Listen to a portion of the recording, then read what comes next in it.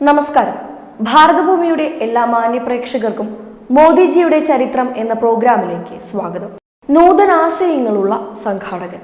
1980കളിലെ ഗുജറാത്തിൽ നിന്നൊരു മാതൃക നമുക്ക് നോക്കാം. മുഖ്യമന്ത്രിയാവുന്നതിനും പ്രധാനമന്ത്രിയാകുന്നതിനും മുൻപേ നരേന്ദ്രമോദി നവീനാശയങ്ങളുള്ള ഒരു സംഘാടകനായിരുന്നു എന്നത് ഏവർക്കും അറിയാവുന്ന കാര്യമാണ്. പഞ്ചായത്ത് തെരഞ്ഞെടുപ്പ് മുതൽ പാർലമെന്റ് തെരഞ്ഞെടുപ്പ് വരെയുള്ളവയുടെ സംഘാടനത്തിൽ അദ്ദേഹം വ്യാപൃതനായിരുന്നു.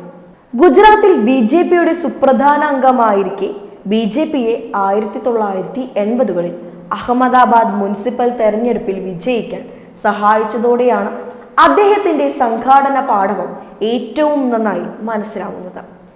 അദ്ദേഹത്തിന്റെ സംഘടനാ രീതിയിലെ നവീനത്വം രണ്ട് കാര്യങ്ങളിലാണ് ശ്രദ്ധയൂന്നിയിരിക്കുന്നത്.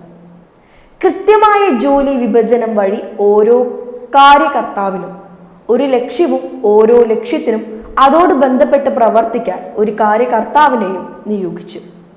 രണ്ടാമത്തെ കാര്യം പ്രചാരണവുമായി ഒരു വൈകാരിക ബന്ധം സ്ഥാപിക്കലായിരുന്നു. നഗരത്തോടും അവിടുത്തെ ഭരണത്തോടും ഒരു ഉടമസ്ഥാവകാശം സൃഷ്ടിച്ചുകൊണ്ടാണ് ഈ വൈകാരികമായ ബന്ധം അദ്ദേഹം സ്ഥാപിച്ചത്. ആളുകളെ സംഘടിപ്പിക്കുവാൻ കാര്യകർത്താക്കൾക്കും ജനങ്ങൾക്കുമായി 1000 കമ്മ്യൂണിറ്റി ലെവൽ ഗ്രൂപ്പ് യോഗങ്ങൾ സംഘടിപ്പിച്ചത് ആ പ്രചാരണത്തിന്റെ സവിശേഷതയായിരുന്നു. ഈ കമ്മ്യൂണിറ്റി ലെവൽ യോഗങ്ങൾക്ക് മുന്നോടിയായി 100 കാര്യകർത്താ വോളണ്ടിയർമാർക്കായി അദ്ദേഹം ഒരു പരിശീലന പരിപാടി നടത്തി. കമ്മ്യൂണിറ്റി ലെവൽ ഗ്രൂപ്പ് യോഗങ്ങളിൽ കാര്യകർത്താക്കൾക്ക് എന്താണ് ചെയ്യേണ്ടത് എന്നും എന്തൊക്കെ പ്രശ്നങ്ങളിലേക്കാണ് ശ്രദ്ധ ചെലുത്തേണ്ടത് എന്നും എന്തൊക്കെ വാദഗതികൾ അവതരിപ്പിക്കാം എന്നുമുള്ള പരിശീലനമാണ് നൽകിയത്. തിരഞ്ഞെടുപ്പ് തന്ത്രങ്ങൾ കണക്കിലെടുക്കുമ്പോൾ ഇത് നൂതനവും അതിശയോക്തി നിറഞ്ഞതുമായ ഒരു ചുവടുവയ്പായിരുന്നു. 25 മുതൽ 30 വരെ പൗരന്മാർ ഉൾക്കൊള്ളുന്നതായിരുന്നു കമ്മ്യൂണിറ്റി ലെവൽ ഗ്രൂപ്പ് യോഗങ്ങൾ. അവിടെ നന്നായി പ്രസംഗിക്കുന്നവരെ കൊണ്ട് നഗരത്തിലെ പ്രശ്നങ്ങളെക്കുറിച്ച് സംസാരിപ്പിക്കും. ഈ പ്രക്രിയയിൽ വനിതകളെ ഭാഗമാക്കാൻ വനിതാ ഗ്രൂപ്പുകളുടെ യോഗം ഉച്ചയ്ക്ക് ശേഷം 2 മണിക്കാക്കി. മുനിസിപ്പൽ പ്രചാരണത്തിനായി എത്താൻ അടൽ ബിഹാരി വാജ്പേയിയെ വരെ പ്രേരിപ്പിക്കാൻ അദ്ദേഹത്തിനായി. സംഘാടനത്തോടുള്ള നരേന്ദ്രമോദിയുടെ സവിശേഷമായ സമീപനത്തെക്കുറിച്ച് ചിലത് പറയാനുണ്ട്.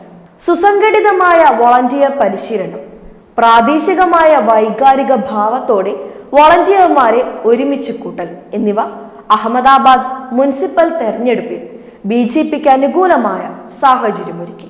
പ്രാദേശിക തലത്തിൽ ശ്രദ്ധയൂന്നിക്കൊണ്ട് സംസ്ഥാനമൊട്ടാകെ സംഘാടകൻ സംഘടിപ്പിക്കുന്നതിനുള്ള പ്രതീകമായി നരേന്ദ്രമോദി മാറി.